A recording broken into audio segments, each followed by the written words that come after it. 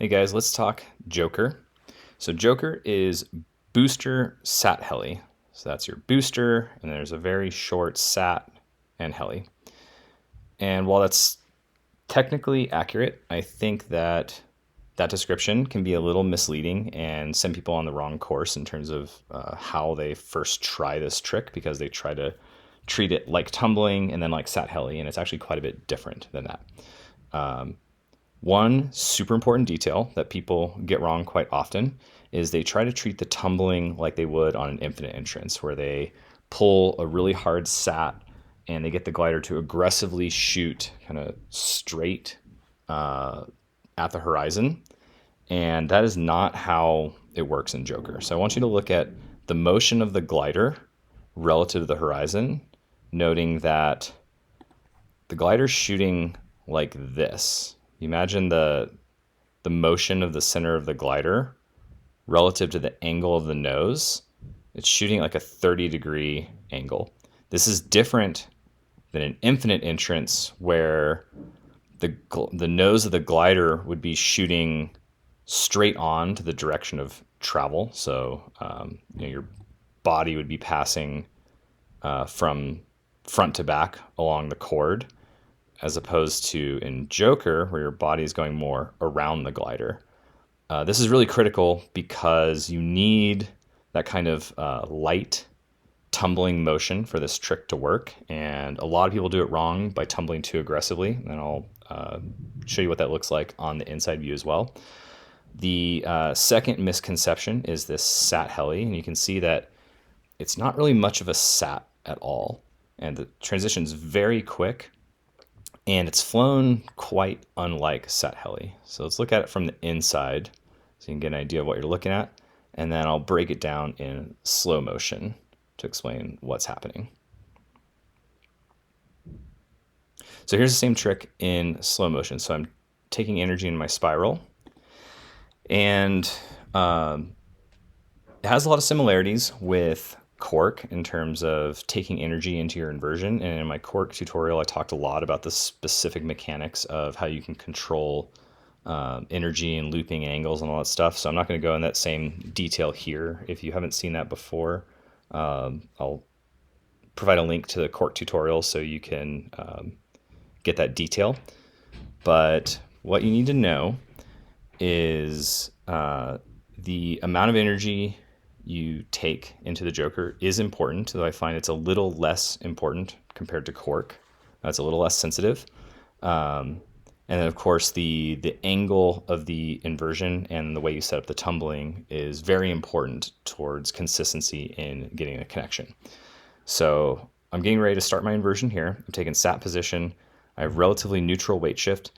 And when I pull this tumble, you'll notice that I'm not pulling very hard on my inside hand. I'm going just a little bit more than I would for a looping. And you'll see that reflected in the motion of the glider. So you see as I go over the glider, it's mostly traveling wingtip to wingtip. You can see there's just a little bit of a tumbling-like motion. And then as my body is arriving under the glider, this is when I start the booster. So I start to apply that outside brake, followed by adding the inside brake, shifting my weight shift to the inside. And then as my body passes over the glider, this is where I attempt to spin the glider, ideally while it's underneath me. And then as I fall back under the glider, this is the moment where I connect it into heli. So a couple details on the different effects you get here. If you take too much energy, or if you pull your inversion too flat, that is more spiral-like rather than looping-like, your body and the glider is going to be very fast and very low angle, and that speed is going to make it quite difficult to spin the glider. So you have to make sure you don't have too much energy. Conversely, if you take too little energy, or if you initiate the booster too early, you'll tend to get a collapse on the outside, which also makes the connection difficult.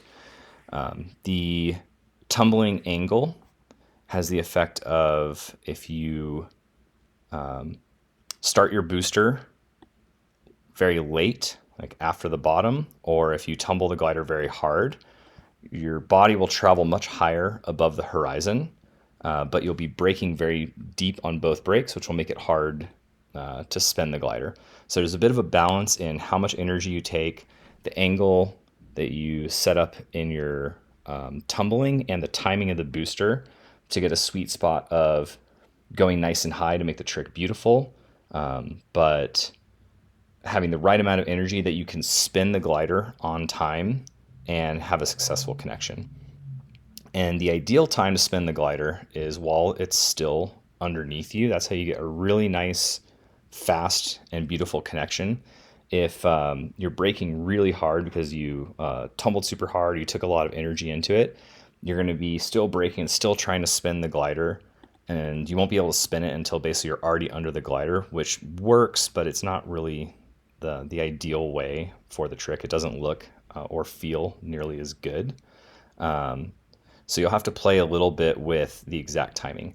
I like to initiate the booster right as or just before my body passes underneath the glider, and I pretty much start braking both brakes at the same time. I think if you talk to different pilots, you'll get different opinions on the timing and the order of that braking, and I think you'll just have to experiment for what you like for yourself.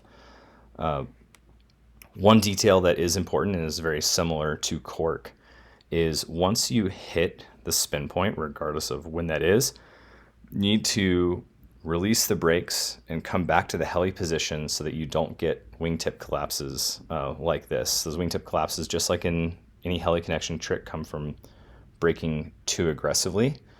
So here I'm setting up my tumbling, initiating the booster as I pass through the bottom, shifting my weight shift to the inside, braking really aggressively, and I have to add this outside brake as well to keep this tip from collapsing.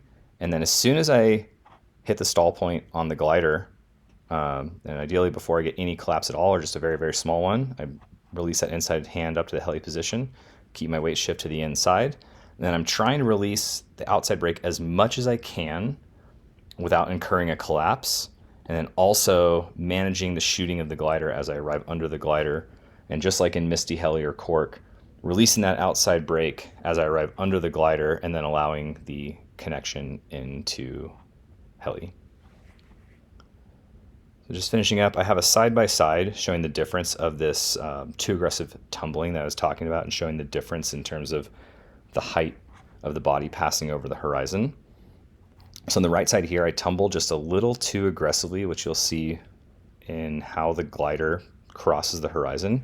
You'll see on the left here, the angle of the trailing edge relative to the horizon is a little closer to perpendicular compared to on the right side, where the glider is shooting a little more aggressively at the horizon because I tumbled it so hard.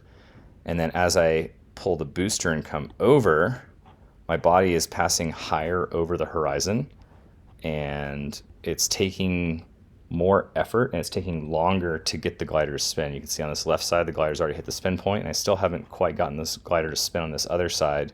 And I actually end up failing the connection, partially because I didn't do a good job of keeping my weight shift to the inside, but also just because I tumbled it too hard, and you can see the glider's shooting and not really wanting to spin there.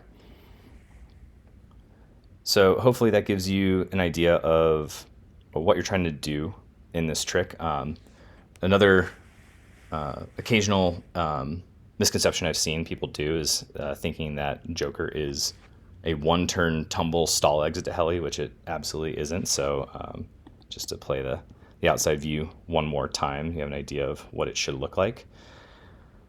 In terms of the risks and dangers of this trick, I think probably the biggest thing to watch out for is forcing the spin too late.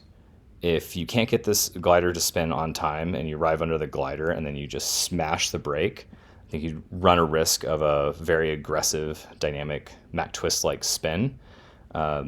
You will have to brake very hard, and it takes a lot of strength, and it can really make your arms pretty tired during the booster component. But the actual transition into heli is pretty smooth and doesn't need to be forced. Once you feel the glider spin, ideally while you're over it, the connection is quite smooth. So if you failed to spin the glider and you've arrived back underneath it, you can exit just like a booster. You don't need to force the connection.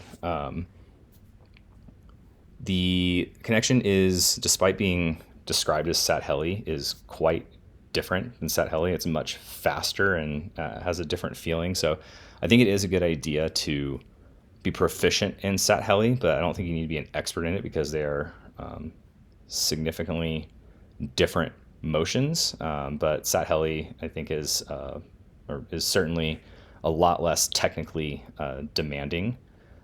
So I think it's good to have at least a decent level of familiarity with sat heli.